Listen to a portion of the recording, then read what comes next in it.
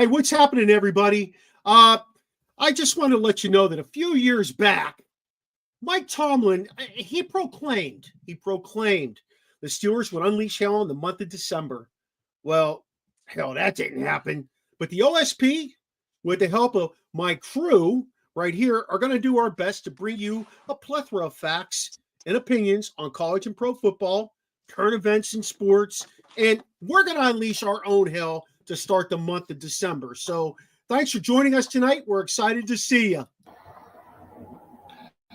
National Streaming Sports is brought to you in part by BetUs.com, designed for true fans. NFL odds, Week 1 and futures, college football odds, including Heisman Trophy favorites and playoff odds, NBA odds of division winners and playoffs, Major League Baseball playoff and World Series odds, the National Hockey League Conference playoffs and Stanley Cup odds, and boxing wagers. Betting opportunities include versus the spreads and outright winners, also during the game. Use our link on our website, nessp.info, the Bet Us Opportunities webpage, for a 125% bonus on your first 3 deposits. Must be 21 years old, and remember, bet responsibly.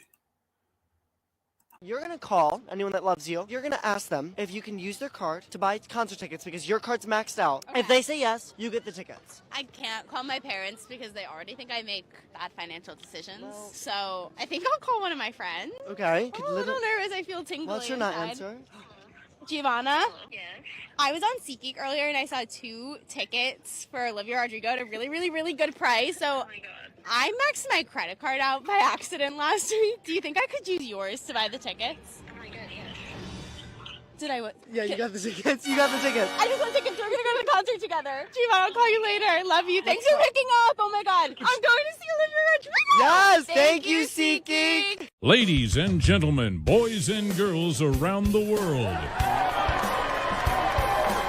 it's time to experience the O's on the Original Sports Podcast.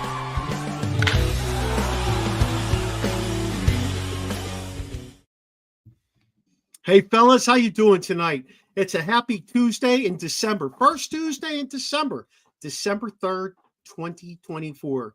Never thought I'd live to see 2024, but here I am, huh? Man, it's crazy times. It is crazy times. It is crazy times. Back in the day, Watson and I might be at like a football banquet or something on this kind of night. Hopefully, it'll be that late. That'd be great. Yeah, absolutely. Absolutely. A lot of great football happened this past weekend, fellas. Then you got this weekend coming up. You've got some good stuff going on between at the college level with, you know, the championship games, and at the pro level, you've got some rematches going on. Hey, did you guys hear CMC got put back on the IR? He's done. Yes. Yeah. Either of you have him on a fantasy league? No, I wasn't. I didn't even do any fantasies this year. First time in a minute. I didn't even do any fantasies. I had him in two or three leagues. He killed me. Absolutely killed me. Yeah. Do you have him in which one do you have? Do you have him in this one? Oh yeah, I got him in ours. Yep, 100%. Oh, okay. Man. Okay, good. Yep. I mean, I've been losing.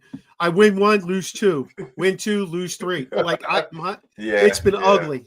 It's been ugly. I did manage to go out and get myself another running back though to try and supplement my guys. I kept Nick Chubb around. I still think the way Jameis Winston's playing. Stefanski knew how to use him. He'd get you numbers. Stefanski didn't know how to use them.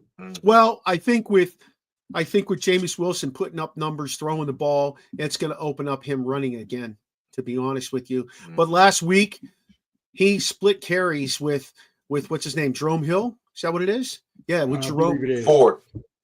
Jerome Ford, that's right. I'm thinking Justice Hill. With Jerome Ford, he split carries with him, and the only difference is he had that touchdown. He had a rushing touchdown. So it is what it is. I mean, you can't do nothing about it. But, man, you should have seen somebody told me you better look at the writing on the wall with CMC. You better look at the writing on the wall. And I was like, come on, no way. But, you know, I had this argument with somebody at the beginning of the year. I was like, that dude gets hurt every other year. True. And, Yeah.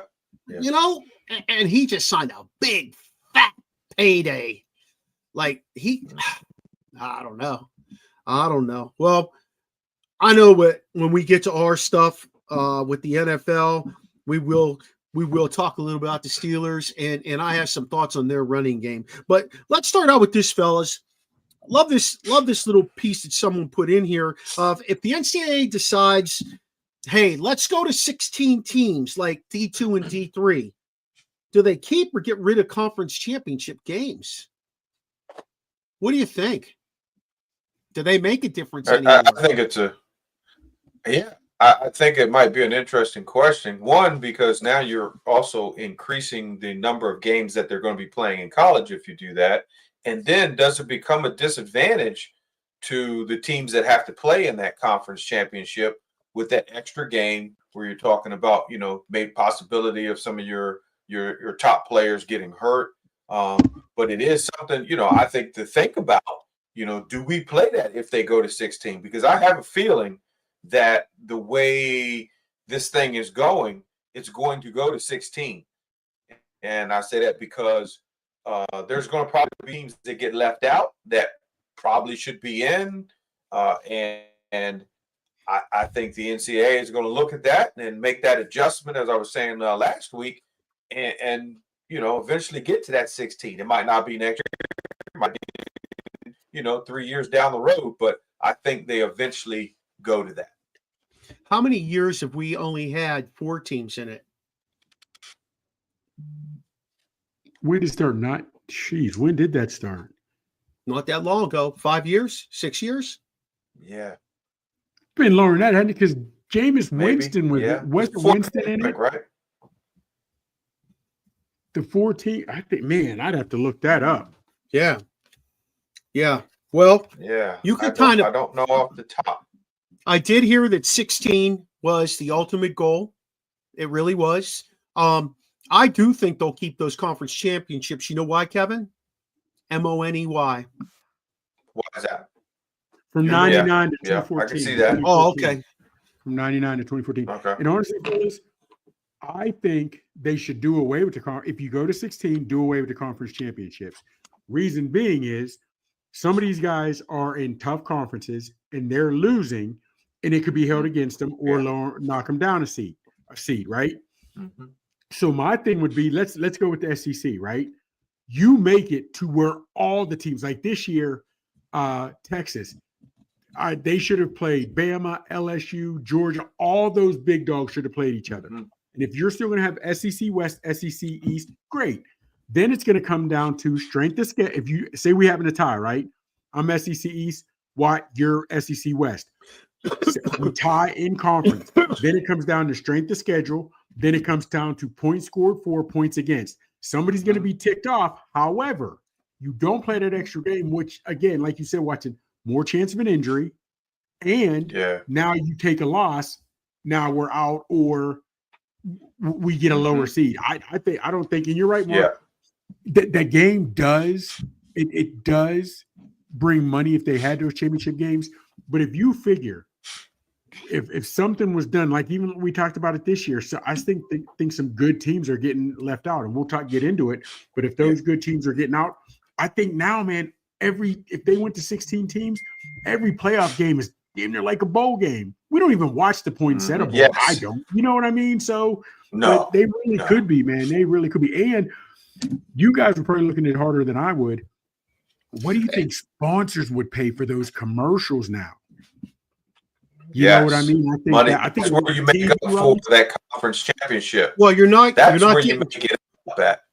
You're not getting to the Super Bowl stratosphere, but you're getting close. You're right. Hold on, Mark. You're right, Barber. But Super Bowl is one game. When you add up all the playoff games, now you're making a substantial amount, a substantial chunk. Still not going to be Super Bowl type. I get you. I'm feeling you on that. But it could be something, man. But I'd love to see him get away from the conference championships, only because like you said, what people are going to get hurt. Somebody could get left out or done dirty. That's the only reason. I mean, I love to watch the games. Go back to last year, Florida State. The quarterback gets hurt. They don't even make the playoffs. That's so why play it? You want the best people in, the best teams in. I think with a 16-team squad, I think you're going to get the best. And then, like you said, also the money is going to be there. Okay. Watt just said he thinks we'll get the best. Piggybacking off that, let's see how many of these guys that we know are bona fide first rounders. Let's see how many sit out of these bowl games, knowing there's a chance to win the national championship. And I'm only saying that because the injury risk doesn't go up or decrease whether you're playing for the national championship or the Poinsettia Bowl. But the fact that, you know what I mean? So, because I never liked when guys sat out. I didn't like it. I don't like it either. I don't like it. So I do want to keep an eye on that. How many of these guys ride it out until the very last game? How many of these guys sit out of the playoffs from the entire jump? I want to see that. Now, Matt, when you say you don't like it, my reason is it shows a lack of character in the guy. Yes. He's thinking about himself. He's not a team player. And that's a huge red flag to me. Watson, I know it is to you because you and I coached together forever. We coach alike, okay? We were good cop, bad cop, but we coach alike, all right? Chops, why do you not like it when they sit out?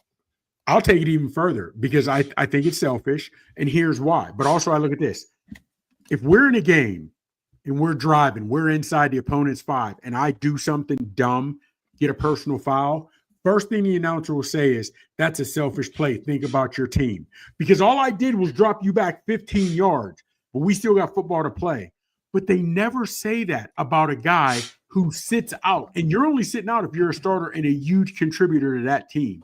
So I think that is the ultimate sign of selfishness, where you rock with these guys the entire year. Now when they need you and want you the most, we got a bowl, we like to win a bowl game, help recruiting, this, that, and the third, you dip. And it also makes me wonder, we always hear guys say it's about the name on the front of the jersey, not the name on the back of the jersey. Bullshit. Well, it can't be both if you're sitting out of a bowl game. You know what I'm saying? No, you know what I'm saying? Yeah. So that's why I hate it. I think that's more, because if you do something to get a 15-yard penalty, you're an idiot. But we're all emotional at times. We're all emotional. You just got lost in the moment. You got to be better, but you got lost in the moment. When you choose to sit out, you thought about that. You made a calculated risk, and you still chose to do us that way. That's why I hate it. You chose you. Yes. You chose you. Guess what? The university chose you, gave you a scholarship to come there and play football. Give you other opportunities. So what you're doing is you're letting a lot of people down. I think when these guys sit out like that, fellas, I think in some way, shape, or form, they should have to be fined. Yes. In some way, shape, or form. I don't agree with it.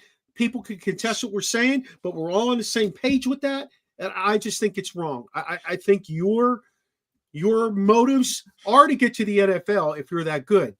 But, it's like the combine. How many of these guys, like, what's his name? Harrison Jr. last year, he didn't run anywhere. He didn't run it. He didn't run at his college. He didn't run at Ohio State. He didn't run at the combine. They saw what I could do on film. Fellas, let me ask you something. If you can think about this, both of you. The only player we know that got hurt in a bowl game that really got hurt was Willis McGahee. Yeah. Years ago. And he still got drafted first round. Now, he didn't heal up, and we believe his career never was what it could have been because of the injury. I don't know. However, advancements in medicine is so much further than it was years ago, right? So my thing is, you say you don't want to lose out because of draft stock, whatever have you. Yes, when you get your rookie bonus, the guy signing in the first round is making more signing bonus, whatever have you, rookie contract, than the guy in the 5th and 6th round. But your money comes in your second contract if you're balling. Yeah. So I don't get that bothers me when guys say, no, I don't want to hurt my draft stock. Okay. Well, when you get that draft stock, you get drafted high, you still got to produce. Either you can ball or either you can or you can't. That's why I'm starting to love to see 2nd, 3rd, 4th rounders truly shine 3-4 years down the line. You know what I'm saying, Barber? That's 100%. Me. But we're dinosaurs. We're old school, man. We really are. There's people say I think we are, man. Yeah, we are. We are. I do. I think we are. Yeah. And I know, as far as the teaching profession, you actually see what goes on in the classroom and in the school. It's the same thing where it's that me Yes. first, not the team. You see the exact same thing. So I'm not shocked that that's how it's going now, but we see it every day. Every day. Yeah, So, it's interesting how it's transpired, and like you said, we're old. We're old. We were raised completely different. We all were raised by 2-parent families. All were raised by 2-parent families who wanted what was best for us, but wanted us to work hard to get it. A lot of the kids today, there's stuff going on at home. They're not raised by 2-parent families. They're raised by, just a 1-parent, maybe a step-parent sometime. And they're told, take what you can get. But also, and the crazy part is, your mother did it to me. When we were coming up, if you were acting up in the neighborhood, a neighbor would yell at you, then call the house before you got home. And hell yeah. You know what I mean? And literally, your mom did it to me on Chestnut. They don't do that now. Watson, can you believe my mom would do that? Man, and now, call me by my government name, Michael Mills, whatever it is, I'm called, man. But now, let somebody call your son. Your little Johnny's acting up. Oh no, my little Johnny's an angel. No, your little Johnny is bad, super duper bad. You know what I mean? It's just different, fella. It just really is. Well, what's interesting is we just had parent-teacher conferences at every level in our school district the 2 days before Thanksgiving break. And not one of the parents whose kid doesn't come to school on time or doesn't come to school and get their work done, it was the parents whose kids get the work done, who are held accountable at home. It was their parents that held a conference with me. Yes, now, there were only a few of them. There were only a few of them, but you know what? It helps me to see that kid in a different light too. Yes, absolutely. I'd imagine. So that goes back to the point of what we're saying. When you're deciding you want to sit out of playing in a bowl game, I see you in a different light now. I know you're not about the team. I know you're about you. You want like they all say now, get your bag. Well, I got your bag right here. Yeah. I got your bag. So it does. It lets us know weeks 1 through 10 or whatever it is, you're a team player. But when it comes down to it, when it's really down to it, you don't care about us, dog. You're all about you. We get that. And it's cool. It's cool, but it is. Hey, Waddy, speaking of people going to declaring, did you see Caden Prather has declared, a former student of yours and mine? I see that. You did? I did see that. Congratulations to him. Yep. And hopefully he makes the best of the opportunity that is in front of him.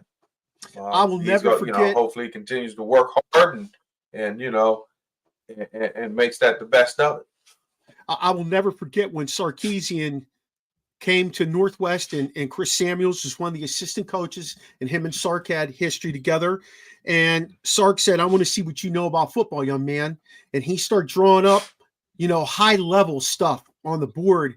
And he's asking, he said, this is you, son. What are you doing here? How about if they do this? How about if this happens? How about if your quarterback has to do this? And this kid had every answer, Chops, every answer for Sarkisian. And Chris Samuels looks at Sark after the kid's done and leaves. He says, this kid's ready for the league. He's got to develop his body. Chris Samuels, Washington Red. Oh, yeah. Okay. Yeah, he helped coach at my school. Great guy. That dude's a great guy. Great guy. But that's where this kid is. I agree with you, Kevin. I want nothing but the best for Caden. I really do. He's grown up a lot. Absolutely. So absolutely. Hey, fellas, college overtime versus NFL overtime. What do you think? What are your thoughts about the differences there? After that 8 overtime win that Georgia had over Georgia Tech, and then we see the overtimes in the NFL. I mean, what are your thoughts on that? Should the NFL go to that college overtime? Will it make it easier? Should college take away that simplified overtime and make it more difficult for for a team to actually score and win on a field goal? College has got it right. That was so exciting to see that. And then, like the pressure turns to the other team, and then the pressure turns to the other team. And then you got to make that answer. And it provides the excitement versus the NFL one. Shoot, you get a ball with Patrick Mahomes, he liable to score 7 on your next game. You walking off, and that's a wrap. Versus the NFL. Now I know the other team at least got a shot. And it just creates the excitement. I don't care if it goes. I love football, so it don't matter. But I just think the excitement. Now, should they start on the 40? Maybe put it on the 50 for the NFL. Put it on the opposing. I don't know. What do you think? What do you think? Man, you know what? Yeah. I love college OT because those guys are trying all the time. They're trying. They want that win, fellas. But even when I think about it and start making it for the rest few weeks of the season, start seeing how many times we see a team score. The opposing team has 60 seconds or less, and they'll still drive the field and get in field goal range. And I'm saying that because teams aren't playing defense like they used to. And in the NFL, like they said, they've already got their bag. I don't know if it matters to them. To me, college is definitely more exciting. Fellas, we see DBs do the old Olay Matador sometime when it comes to tackling during games. I don't know, and I'm going to say it flat out. I don't know if it's the heart, the desire, whatever it is. I just don't know if we'll get that energy. I just don't. I love college overtime better, but that's because they just want it more. It just seems like they want it more. Kevin, do you think that part of the reason? Jay, do you think part of the reason Joey Porter Jr. leads the NFL in penalties and had 5 this past weekend against Cincinnati is because he will come down into the hole and smack the shit out of you as a corner? Well, I think for part of it is he is long and he does tend to, put his hands out there. I think that's probably a disadvantage of that tall corner, being because he does like to reach out, and he has the ability with his long arms to have a little bit of more separation than others. So when the DB when the receiver tends to get away from him a little bit, he'll reach his hand out, but the guy's not as far as he thinks he is, and then he tends to hold, grab, or whatever the case may be. I think some of them also could not be called. I think he gets caught sometimes where the other guy's also tangling with him a little bit, and so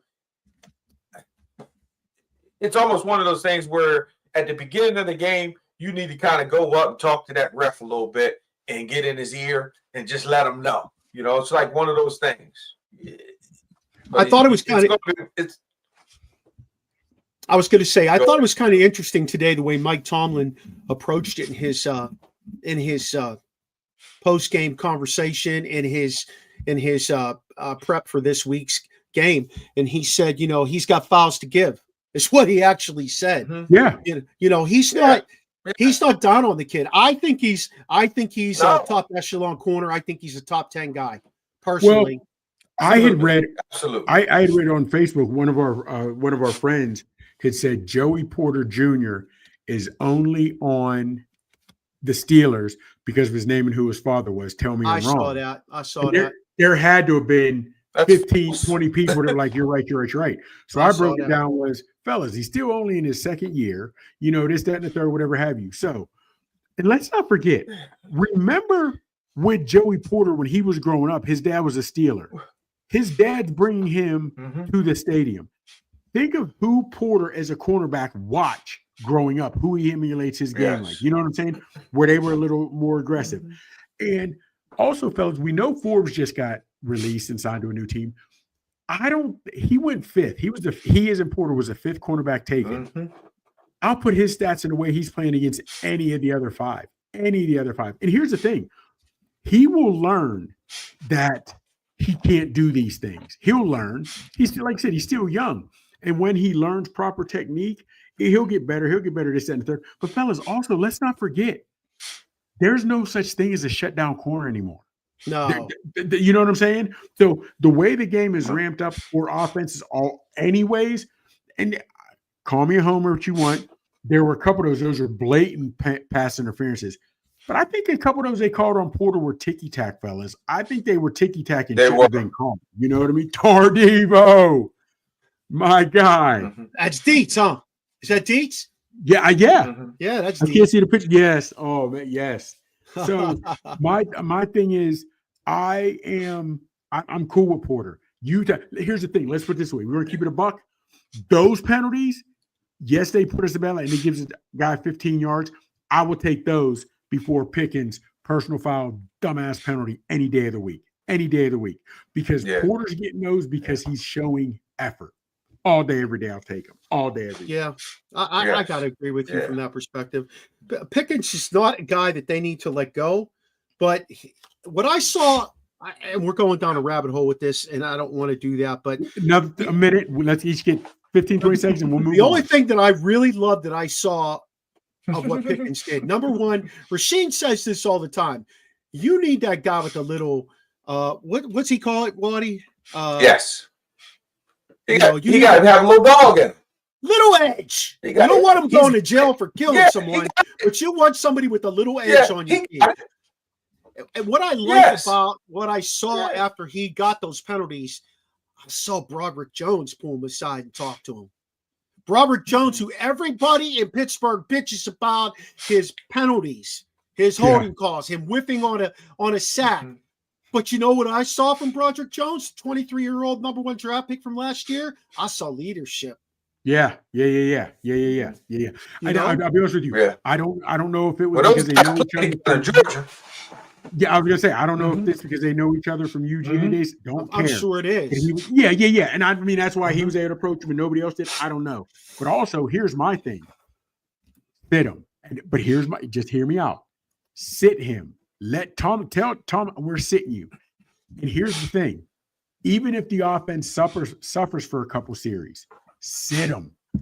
Also, if that offense still thrives and does well and the defense holds up, the longer they do well, the longer they can keep the win, the longer he sits. And the reason why, that is the best way to show him we don't need you. We want you, but we don't need you in that. Woodrow, real quick, the late Bobby Knight said, the best motivator in sports is ass on the bench. That's the best motivator in sports. Ass, meet, bench. That's it. You can yell at a guy. You can do whatever. Nothing motivates you to get up on that field and off the bench like sitting on it. I feel like at the end of the day, though, I would say that was old school. Absolutely. These new dudes, man, they sensitive. They real sensitive. And, you know what? And a dude like that, you gotta be careful. Because I hear that all the time. I would do that in a minute, but I probably wouldn't have a job very long because these dudes don't react to that these days. They're different breed. And you're right, it's different. But here's what I don't get. And anybody that would give Tomlin flack for sitting him, I'd say, what are we teaching him by letting him act this way and get worse? But you're right. Things have changed. But it's funny to me because we are now, and I got little cousins that say it, you don't want that smoke. You don't want that smoke. That's what all the young kids say. Shut the hell up. You guys can't even eat gluten. Seriously, don't talk to me as though you want that smoke. You can't even eat gluten. So, but that's funny because on the one hand, they'll say, seriously, think about it. On the one hand, they say, we want that smoke. We want that smoke. We want that smoke. But then you get sensitive. Like when they say, if you bench a guy, you will destroy his confidence. You've competed every day of your life to get to this spot. And if this sitting you to teach you, learn, kills your confidence, I appreciate you because this was educational. You are not someone I want in the foxhole with me. I no longer need your services on my. If that's what it takes to break your confidence, fellas, and I hear it all the time. I just don't. We know the saying, nobody's ever been coddled to greatness. But that's all we do in this society nowadays. You know, I heard that. AB was coddled to greatness, by the way. Who? I'm just saying, AB was coddled to greatness. 9 years. Ooh. Tomlin had him 9 years. He I had battled. I don't know how he did it. I have no clue. But he was definitely coddled. You can listen to Ryan Clark. He tells you that man was coddled. Big dog. And they all say that, and I hear that. When he lost everything, let's not forget when AB left the team, they showed it on social media where his players ransacked his own locker. When AB No, that was LeVar. That was yeah, I'm sorry, I did AB. Le'Veon. When he left, they ransacked his locker. Let's not forget, AB went live on Facebook a couple times. I'm a firm believer in when LeGarrette Blount did his thing and that got out smoking weed, he walked off early. Fellas, there was two. I know we want to give Tomlin a handshake and a pat on the back. He was. When your boy AB lost his mind, he went ham. If that had truly been going on, everything else got out. There's no way they'd have kept AB under wraps. I refuse to believe that AB was showing his ass and somehow Tomlin was able to keep that under wraps. But even when his star running back left and his own teammates ravaged his locker room, he couldn't keep that under. Let's not forget, a couple times they went live in the locker room on Facebook. Social media was everywhere. And everything that AB did from that team on out went viral. We saw other things go viral. I don't believe Tomlin kept it under wraps. I don't. But you know what? These guys liked AB. These guys liked AB. I'm not sure what Le'Veon Bell did to those boys. They didn't put up like they liked him. They did not act like they liked him. Number one, by ravishing that locker, but number two, not one guy stuck up for him in the money piece. I don't remember anybody standing up saying, "Yeah, he deserves $15 million a year." Not one guy. I mean, it was what it was. Same with Deontay. Hey, let's talk about this guy. All right, we're down this rabbit hole now, and then we're gonna circle back. Deontay Johnson gets moved from the Pittsburgh Steelers last year. That we get Dante Jackson, a corner, okay? Basically the same salary, somewhere in that ballpark, all right? Deontay Johnson goes down to Carolina, 400 yards, 30-something catches, whatever. Gets traded to Baltimore because they decided, even though they were going in a different direction and they were going forward, by the way, the Panthers, they're looking good lately. Maybe not winning every game, but looking much better. They trade him to Baltimore. This guy had 0 targets, 0 catches this past weekend.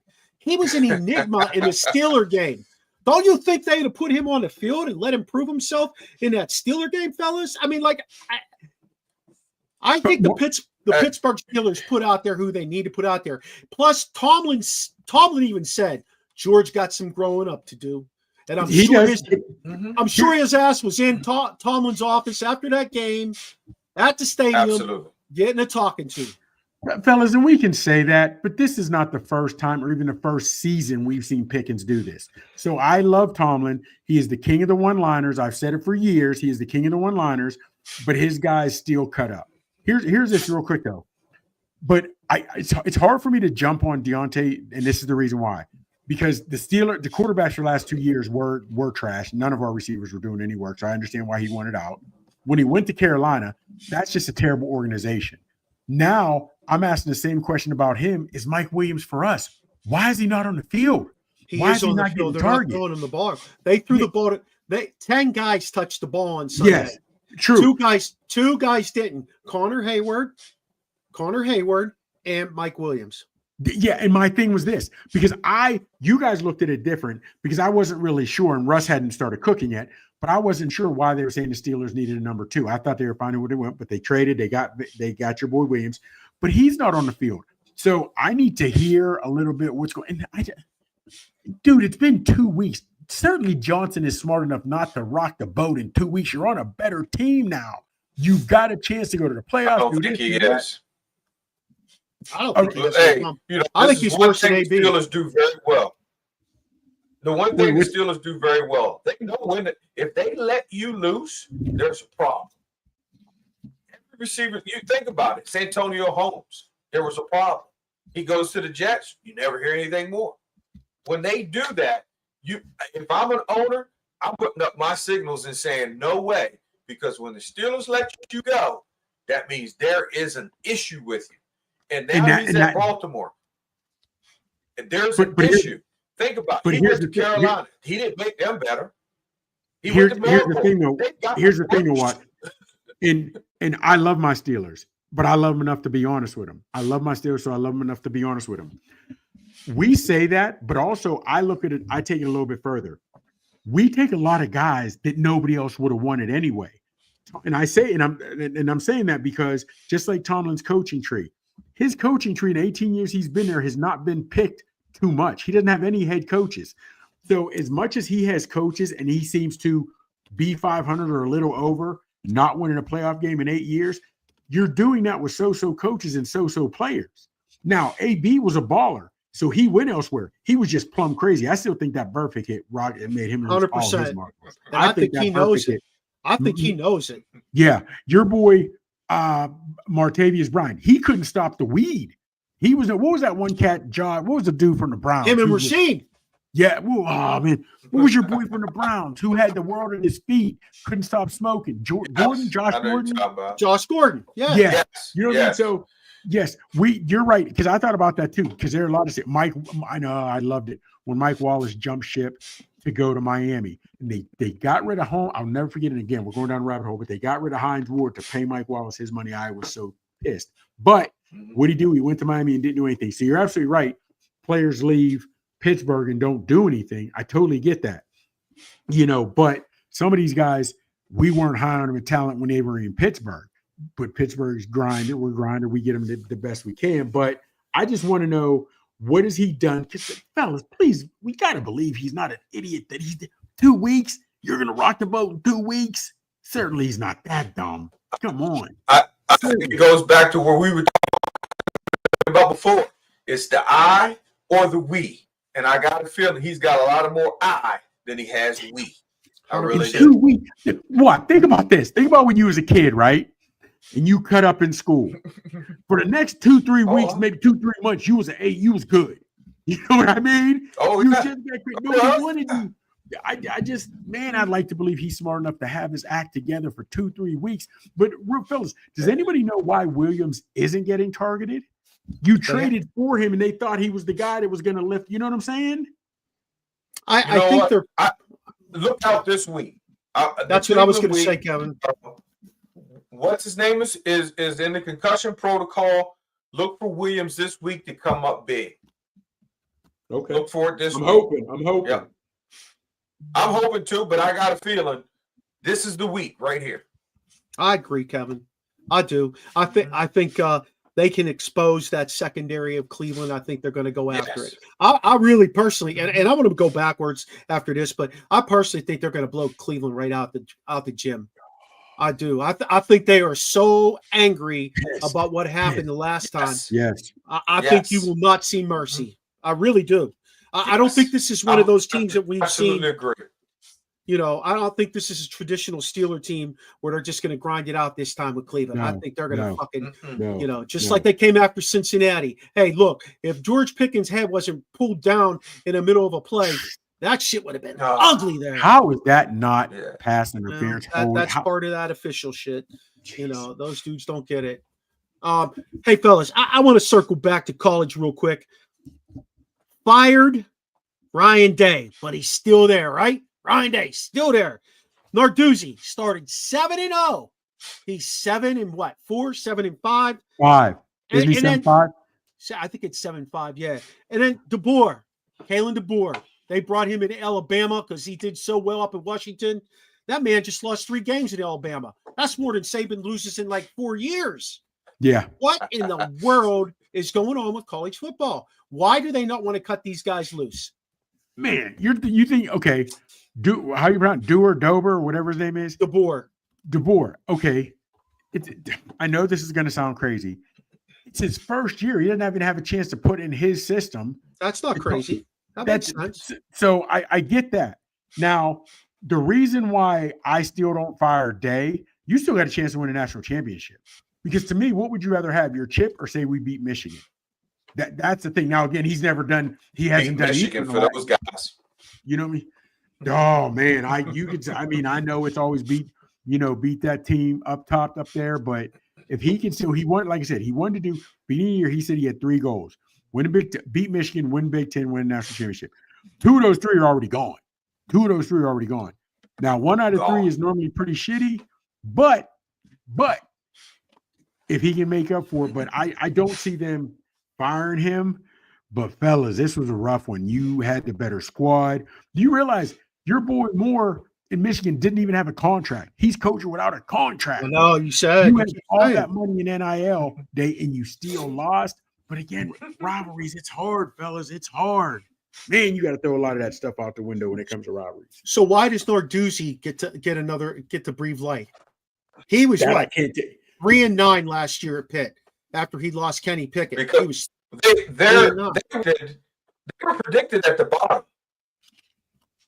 They were predicted to have even this many wins this year. So he actually overachieved, to be honest with you. Because they don't, Mark, think about it. Okay. They overachieved. They really did. They don't expect, no disrespect, fellas, we don't expect anything from Pitt football. Like you just said, they overachieved. So if they're expecting 5 wins and you get 7, you're the savior. You're the best thing since sliced bread. Now, again, that's not going to fly at a blue blood. That's not going to fly at, some of the better programs.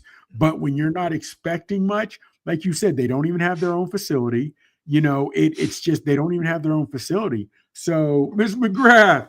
So, having said that, they don't put the money, they don't put the emphasis on the football team. Not like when we were there. Come on, man. When Thor said it was different. You Green, it was Marino. It was a show. We don't get that anymore. Hey, shout out to Miss Linda. National Streaming Sports Programming, Roku, the whole 9 yards. I hope Mac is doing well. Give him more blessings. And thanks for joining us tonight. We love seeing you. All right, fellas. So I want to go back to that. Can I go back to that Michigan thing real quick? Yeah, go ahead. Okay. I just want here's my reason. Those first 2 things you said were, beat Michigan, because that's number 1 in all state's book. It's beat Michigan every year. They haven't done that in 4 years. 100%. Win the Big Ten. Well, you can't do that if you can't beat Michigan. So you haven't done that in 4 years. Right. And Michigan, that team was not very good. No. And you couldn't beat them. You have probably the most talented team that you've had in 4 years, and you couldn't beat them. That's a problem. Then, for me, what happened after the game, I know, that's even more of an issue. Yep. Your team could not even handle it. The fact that, yes, you lost. Guess what? You did. Hit to the locker room and get mad in there. Or, how about this? Get mad on the field. That's where you should have got mad at. And then when all of that was going down, you came back out of the locker room because you ran your ass in the locker room. You come back out on the field, and you had to sit there and you said, what's going on? What do you mean what's going on? No. I'll let you finish out the season, but you've lost the team. Your number 1 linebacker has already entered the portal for next year. That's not good. That tells me something's wrong on the inside. But guys are going to the portal if they're offered more money. There's already Georgia starter. There's a guy from Georgia that's already entered the portal. But fellas, also let's not forget. But this is the Ohio State University. This is supposed to be the bigger of the big as far as programs. You're not supposed to leave Ohio State. You're absolutely right. But let's not forget, as you said, times are different. These guys don't have ties that this, that, and the other to universities. They're going to the highest bidder. Guys have no ties, no honor. I hate to say honor, but they don't have the nostalgia to universities anymore. That's why guys are jumping ship all over the place. Now, when you talk about you don't have control of the team, no, you guys, they can't yell at players anymore. Hell, I'm not even a Kiffin fan, but remember the one guy that tried to put him on blast because he said he won't take my mental health But luckily, when he let it out, Kiffin was like, dude, you went 32 weeks or whatever without showing up. I can't remember the guy's name, but Kiffin on the offseason just went over some things because the guy didn't show up, then got mad and thought that Kiffin should be put on blast because he got rid of him. Fellas, you can't, like you said, why you can't yell at guys anymore. You can't control guys anymore. Come on, man. Imagine just if a coach yelled and grabbed a player's face mask right now. Are you kidding me? No, I'm looking at guys like you, teachers and coaches. I have no idea how you guys would do it these days. I really don't. That's why we don't. That's why we don't. That's why we don't. Look, Chops, I got in a whole lot of trouble for trying to motivate kids by pushing them. Let's go block somebody, and I pushed them. I got in a hell of a lot of trouble for that. Yes, I had to walk away from coaching. That was in 2009. That was 2009. And if my buddy right there got his head coaching job, I would have been done coaching forever. Yeah, but he pushed the kid wearing pads. You know, I mean, it's ridiculous the way parents want you to treat their kid, yet they want you to put their kid in college. You know, I mean, you know what? You get your own kid in college if you're going to treat a coach like some shit. They want you to coach up their kid, but yet they go home, their kid goes home, and all they do is talk shit on the coaches. How is that possible? Older fellas, and I don't mean to get off on a tangent, but we talked about it at Eberflus and what happened in Chicago. Yeah, he should have been fired, but I think that dude got done dirty. I think he got done dirty, and it's, to me, a reflection of the entire society. And I dig deeper than a lot of people do in the way I look at it, but I think the way that went down, it's just the society we live in, man. Everybody, today's society is, I admit, I confess. Yeah. Hold on. You're absolutely right. But let's not forget, John Fox, 2 years, and he's gone. Matt Nagy, 2 years, 3 years, he's gone. Eberflus, 2 years, he's gone. So now this is the same organization. So you're telling me you're bringing in these coaches and you're giving supposedly your quarterbacks with Trubisky, Justin Fields, now Caleb Williams. You're giving them 2 coaches and 2 coordinators within 2 seasons. Wonder why it doesn't work. And let's not forget, real talk, fellas, they're going to probably hopefully talk about it again. But if they don't, go back and watch that last play. Look it up on the internet, those last 34 seconds. You had multiple veterans on the field on that offense, and not one of them showed any sign of urgency trying to hurry up. So even if the coach is screwing up, maybe you realize you can't call a timeout, but you know the time is winding down, and none of you guys had a fire under your ass. The wide receivers didn't get back. The O-linemen weren't lined up. Do you remember when we killed Claypool, when they were playing the Vikings and he had a first down and he just sat the ball down? They killed him. And even his own players were like, dude, and they were grabbing him, trying to give the ball to the ref. That's the difference between the Steelers organization and Chicago's organizations. Not even the veterans tried to hurry up. That entire organization is a shit show. They used Eberflus as the scapegoat. This is the 3rd coach they've used as a scapegoat, 5th or 6th quarterback, and it's still a shit organization. I'm going to move on to something else, but the only thing I want to say about that, and then if Watson has one final comment, that's fine. But you got a kid you drafted number 1 overall. He's supposed to come in and be your savior, your franchise quarterback. I listen to all these people tell me what great character this kid has, how he's a generational talent. Well, hey, buddy, he's not a generational talent if he doesn't know what it says on the clock with 25 seconds left in a game where he needs to complete 1 or 2 passes, still have 5 seconds. And crazy part, that's not a generational talent, boys. And that's not they act like that's the first time he's ever played football. He knows what the situation is. He should know. And you do realize so far we've had 3 or 4 generational talents that they say every year. You realize that we've had a generational talent come out every year for like last 3-4 years. The people I've heard tell me that kid's a generational talent, I don't even know if they understand football. They talk like they do, but I don't know if they understand football.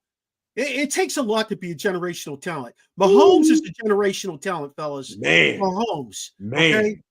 He knows how to win or lose. He don't have a great team around him right now. They're playing good defense. He don't have a great team. He's a generational talent. They led the league in drops last year, and he still won the Super Bowl. Think about that. This kid had Keenan Allen, DJ Moore, DeAndre Swift. He had Cole Kmet at tight end. Come on, man. That you trying to tell me? Dude was trying to tell me, oh, his offensive line sucks. Hey, Duck Dodgers in the 25th century and some of those other dudes played for the Steelers, got in the freaking playoffs with however many wins they did behind that offensive line they had like 3 years ago. Yeah. Shit. Don't tell me about offensive line. Yeah. All right, I'm calmed down now. Go ahead. Okay. I'm just going to add to that. And I'm going to say, first of all, they should have got rid of Lovie Smith, who finished 10-6. By the way, that's the last time that they made it was with Lovie Smith. They shouldn't have got rid of him. Let's just start there first. Yeah. Then I'm going to go to the piece of with the quarterback and the rookie. First of all, the moment's going on. Remember, he has the headsets. The coach should be in his headsets. Timeout, timeout. Only the quarterback, head coach can call timeout. One of those two have to make the call. If he's waiting, for the head coach to say something, if it doesn't happen, that head coach should have been running down that thing, going like this: timeout, timeout, timeout. Help the rookie out, because that's the job of the head coach. Help him out. If he doesn't know what to do, if he freezes, you got to protect that guy. That's supposed to be your franchise. What I get you, but also in the same aspect, think about all the do and the questions and the mental aspects they do in the draft. And they say they do this because we're about to invest millions in you. So we want to know you're not this, you're not that, the one that test, whatever have you. So I don't go with that. I get they lose, but it bothers me because that's not the first time you've ever played football. I understand if it's a defense you've never seen. I get that. I understand if you're having problems playing the calls because they're using verbiage that you've never heard before. But clock management, you have been doing that since you have been a starter in high school. That's what I don't get. Yeah, because he didn't play in his headset. What is that coach telling him in his headset? Because he has access to him. What is he being told? Because if you're on the sideline and I'm a coach, I'm yelling in the headset, call timeout, call timeout. The kid looked clueless. The kid looked clueless. Yeah. My question: waiting on the coach. How about this, though? How about this, Watson? How about if that coach didn't want to trade Fields? How about if that coach didn't want to draft Caleb Williams? How about if that coach didn't want all that because he had a relationship with Fields and saw things in Fields that if he put people around him, he might have been successful? How about all that? Because of the history with the other. No, seriously. With the history of the other coaches we mentioned, like you said, should have never got rid of Lovie Smith, whatever have you. They let Mark. Let's not forget Mark Trestman. He only went for 2 years, so that goes even back further. So, but you're right. But here's the thing, and I hear what you're saying. My mindset is, you live where you live now. If I take you to California, you don't forget how to drive. You still know the basic premise how to drive. You still know the basic premise of football. You still know you have a stopwatch, and you are the first pick overall. If you'd have called timeout, they're not cutting you. They're not cutting you. Hell, they would be loving you in the building, and everybody in TV would have said that's how smart this kid is. The fact that he didn't and he didn't know what it was, there was no emergency from anyone. There was no sense of urgency. The entire organization. But guess what? I still have somebody sitting right beside me telling me when to stop. Oh no! Look out that person in front of you. Hold on. You're absolutely right. But those are moving. Hold on. But they don't have to tell you. They don't have to tell you. They don't have to. That. Hold on. On that aspect, yes. But that's equivalent to somebody saying you need to pick up this blocker. But they don't need to tell you where the gas pedal and the brake are because that always stays the same, just like the stop clock. Just like that always stays the same. Bro. You should be tuned in. Yeah. You should be tuned in. It's a terrible organization. Yeah, Riley, is your boy saying Riley was.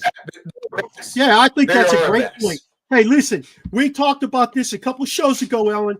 We talked about how Lincoln Riley has had some great quarterbacks, and none of them, other than what Baker's doing now, none of them have really done shit in the NFL. How's he developed these guys? He did have Hurst, though, didn't he?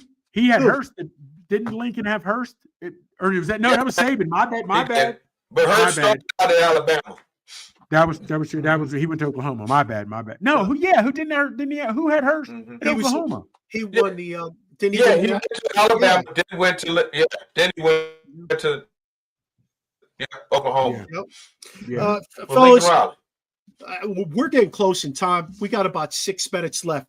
Let's run through these things real quick because we kind of got sidetracked. Hey, Loxley goes up.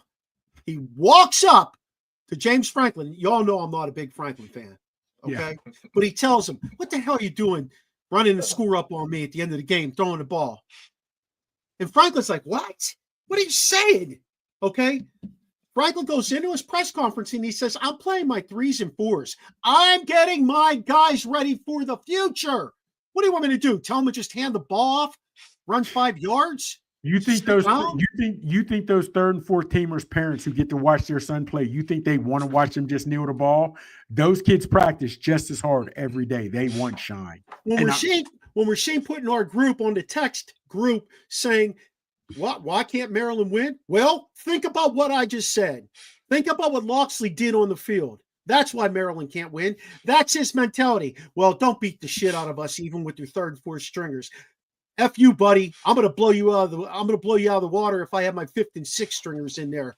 You know, like, don't tell me that. Don't ever tell me that. I've never had anybody take their foot off the gas pedal for me when I coach at the high school level. Why would you expect it to happen at other levels when they're getting in their younger guys? You don't see it at the pro level. Stop me. Stop me. I will say, at the high school level, you got to shut it down at the high school level. You should not be passing. If you're up 63 or whatever the case may be, you should not be passing at the high school level. That's a totally different ballgame because not every school has the depth. At the college level, I get what Franklin is saying. I'm trying to get my next guys ready, and he has that right to get the next guys ready. And if you still have your 1s on the field, you're doggone right I'm going to keep going. So he needs to make that adjustment if he didn't want that to happen. So high school level, no, you got to shut down. College, no, you keep going, man. You got to keep playing ball. At the high school level, though, Kevin, I can remember we played Poolsville one year, Poolsville High School, Maryland. We played 1 year, and Will got really mad at me. Will got mad at both of us. We put in Mikey. Mikey came to me when he was going in. He said, please, coach, can I throw 1 pass? He was a senior, never threw a pass. Got in the game, last 5-7 minutes, whatever it was, and I had him throw a hitch. And Will got mad at us. And I understood why Will was mad, but I also explained to Will exactly what was going on there. But I agree with you. Don't run it up in high school, but also those kids want to play too. Yeah. A lot of those kids play practice squad all week. They get minimal reps, and they want to go out and play and show their worth. So I don't buy into what Loxley did there. I don't want anybody to question, at least don't question me about why Maryland's not a successful program. They're not a Big Ten program, first of all. They're more of an ACC program than anything. They'd be very successful in the ACC. But he has a hell of a time getting kids from here. The kid that we talked about that he pulled from here, that kid should have been an off-the-chain receiver at one of the big schools, okay? He had guys like Sarkeesian and those guys coming in to scout him. He had 40 offers across the country. He ends up at West Virginia 1 year, finishes his career at Maryland. Neither of them truly put him on the map. So now he's got to go out and prove he should be at the next level, in my opinion. But, hey, fellas, 2 minutes left. Here we go. Ravens, how legit are they? San Francisco, are they cooked now because they're hurting at running back? They even lost the backup kid that did really well before CMC came in. And what do you guys think of Arizona? Let's go. Minute each. Go ahead. I don't even need a minute. Arizona, I've been saying for weeks, excuse me, not Arizona, the Ravens. I told you weeks and weeks ago, I was not worried about them as much as I was because that defense had been giving it up late in the game. Now your boy Tucker got the yips. It's beautiful. I'm loving it. Not worried about the Ravens. I know they can do it, but they can't do it week after week after week. They can give you a good game here, but then it becomes the Ravens. Arizona, they're solid, man. But that NFC West, it's wide open for anybody regardless. So, it is what it is. And I'm not really. So what do we have? The Ravens I talked about, and the 49ers. It doesn't matter, man. They're like you said. You can stick a fork in and they're done. It's over. they're done regardless. And I told you I'm glad because I hated the way your boy did dirty when he what was his name? Wilkes. He used Wilkes as a scapegoat. So I'm glad Shanahan's getting his. I'm out. I'm done. Waddy? San Fran is cooked. Done. Yeah, too many injuries. Just way too many. Arizona, like you said before, they play in the West. I mean, who's coming out of there? One team, and they're all inconsistent. And I think Arizona fits that puzzle. And as far as the Ravens, I think they'll be fine. As long as you got Lamar Jackson back there and you got the Big Henry back there, and that defense blitzes the way they blitz, they will always be fine. Now, can what's his name solve his kicking problems? I'm not quite sure if he's going to get it this year. My true belief is I think dude is hurt, just like Boswell was when he was missing all those kicks that year. For us, I think he's hurt. I really do. Interesting comment. I'm trying to get a sports psychologist to come on and talk with us about what goes on in those guys' heads when they start falling apart like that at the professional level. I watched it happen with professional hockey goalie Marc-Andre Fleury. I'm seeing it happen with questionably the best kicker all time in the NFL and Justin Tucker. You know, I want to know what goes on in that brain. What do those sports psychologists pull out of those guys to try and get them back on track? You know, what do they pull out of them? Yeah. Hey, fellas, my last comment is the hit that, what's his name? Aziz. Yeah. Yeah. That was vicious and brutal. It was perfect. Like, yeah, it was, but here's my thing. I was watching it, and again, it's easier when you break everything down. I hate to say a late slide, and he got his suspension. He's not going to fight it. It is what it is.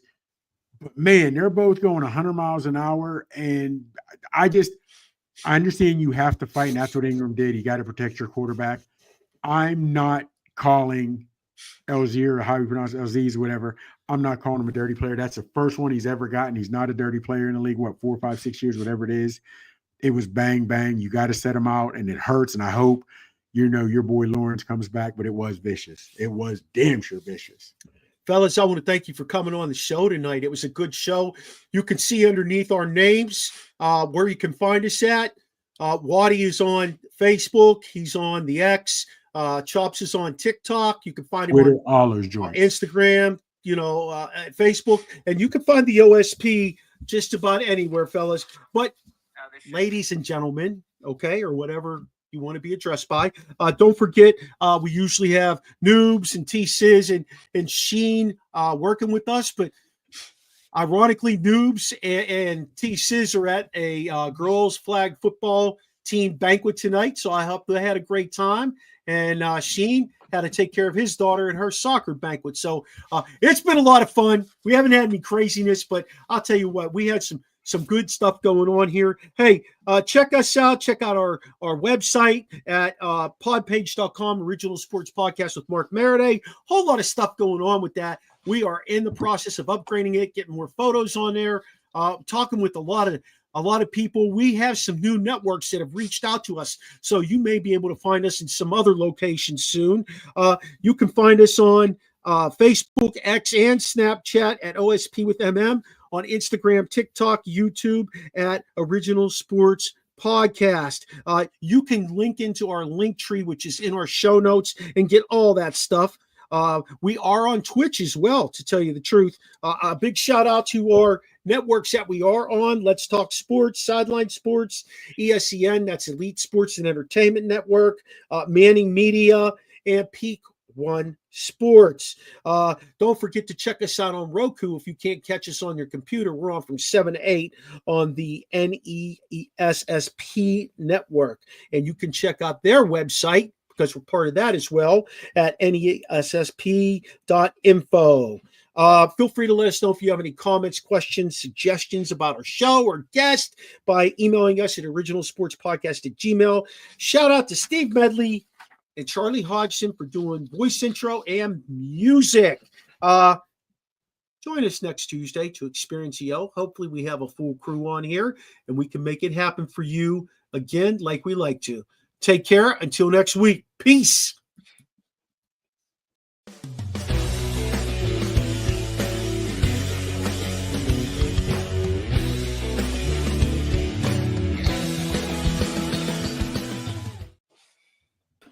Fellas,